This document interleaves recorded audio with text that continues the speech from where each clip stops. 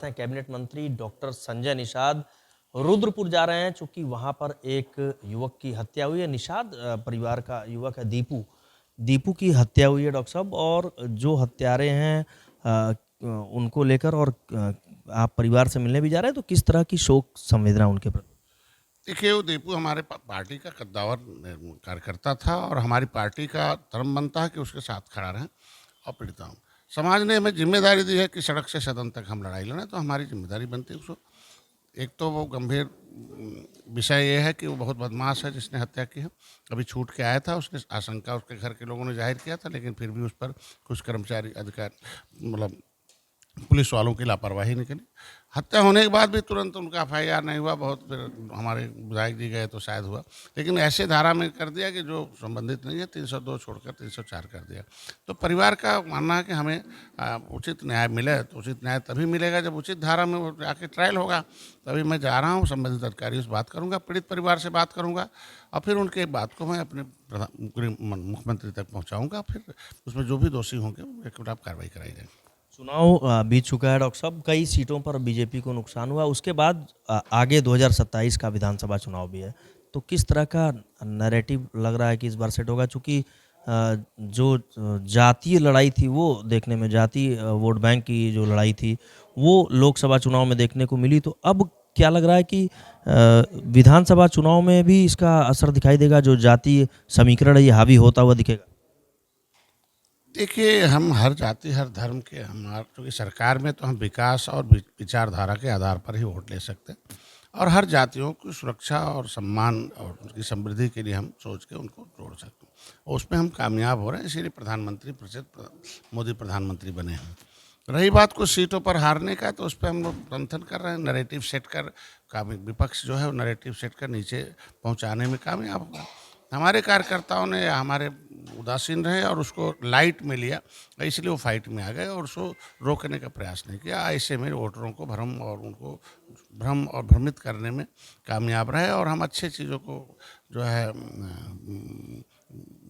समझाने में नाकामयाब। हम लोग उसको फिर से तैयारी कर रहे हैं, जो कमी है उसे सुधार कर रहे हैं। आगे फिर जीतेंगे हम लोग, क्योंकि जनता देखे, जनता सही सही बात जानना चाहती है।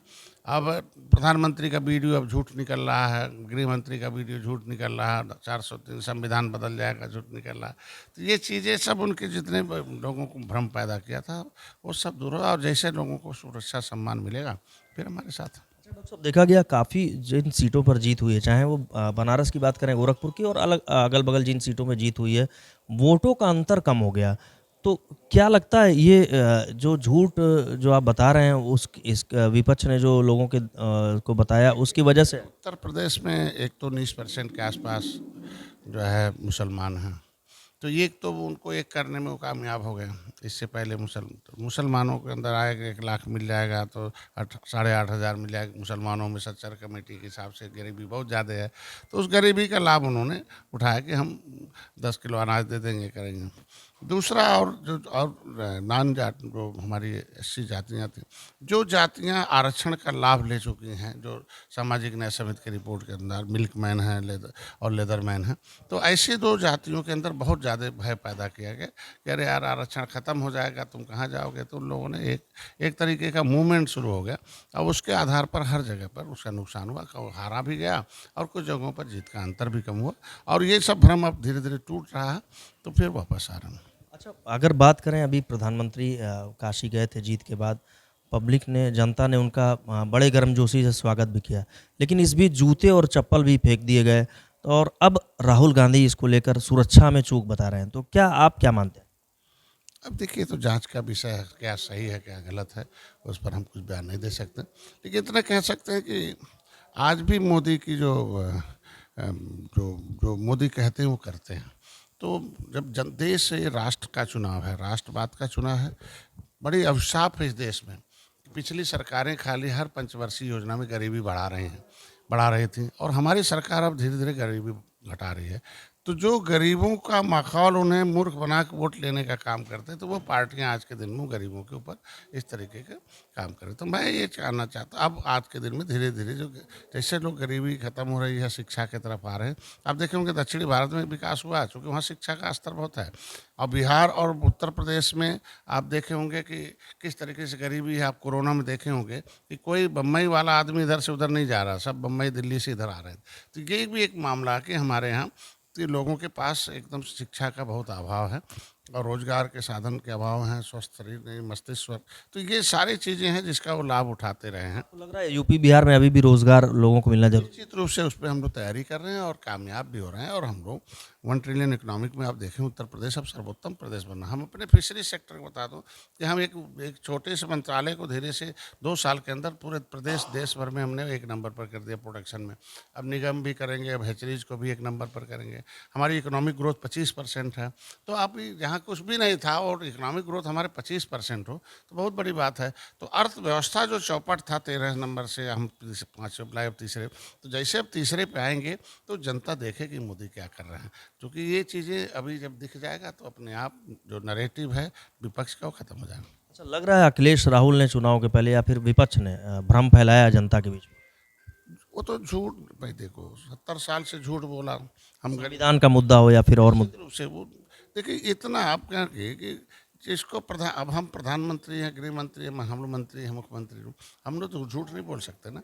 अब उन्होंने प्रधानमंत्री के वीडियो को एडिट किया, गृह मंत्री के वीडियो को एडिट किया और 400 पार संविधान को जोड़ के कि 400 पार होगा तो आरक्षण खत्म। अब वो प्रधानमंत्री आरक्षण के विरोधी थे, मतलब पंडित जवाहरलाल नेहरू, उसका पत्र पढ़ रहे थे और उसको इनसे जोड़ दिया।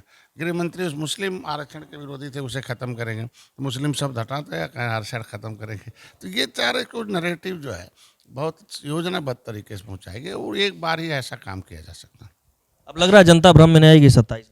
निश्चित रूप से जनता को सम्मान चाहिए जो हम देंगे, उसे सुरक्षा चाहिए जो हम देंगे। अच्छा अगर बात करें अयोध्या सीट हारने के बाद अब जो डीएम है और महंत राजू दास की सुरक्षा हटाई गई तो अब आपस में द्वंद्व चल रहा है उनकी सुरक्षा को लेकर, उन्हें जान का खतरा महसूस हो रहा है, तो उनकी सुरक्षा को लेकर क्या कहें? अब किस मामले में हटाया प्रशासन की व्यवस्था उसमें हम कुछ नहीं कह सकते, लेकिन अयोध्या के हार को राजनीति से नहीं देखा जाना चाहिए।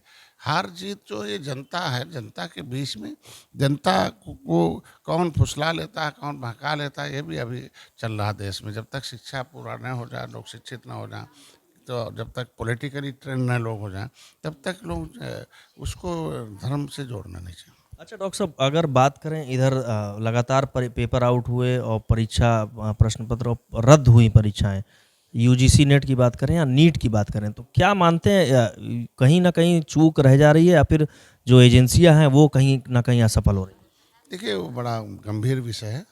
मैं चाहता हूँ कि कड़े से कड़े कानून बने, उसके लिए हमारी सरकार तैयारी कर रही हूँ। देखिए ये जड़ें लंबे समय से हैं।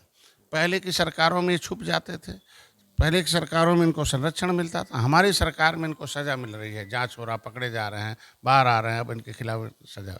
तो अब हमारी सरकार चाहती है कि मेधावी छात्र, प्रतिभाशाली छात्र, प्रतिभा को अवसर दिया जाए, तभी हम प्रतिभाशाली लोग आएंगे, तभी देश अपने चरम पर पहुँचेगा। तो हमारी सरकार तो प्रतिभाशाली छात्रों के साथ खड़ी है।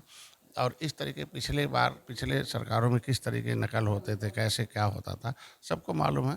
निश्चित रूप से ये पेपर लीक अब न हो, इसके लिए बड़े कानून की जरूरत है, उसके लिए हमारी सरकार तैयारी करेगी। देखिए डॉक्टर संजय निषाद हैं कैबिनेट मंत्री, जिस तरह से पेपर आउट हो रहे हैं और इसके साथ ही परीक्षाएं रद्द हो रही हैं, तो कड़ा कानून बनाने की बात कर रहे हैं और इसके लिए सरकार पूरी तरह से प्रयास भी कर रही है।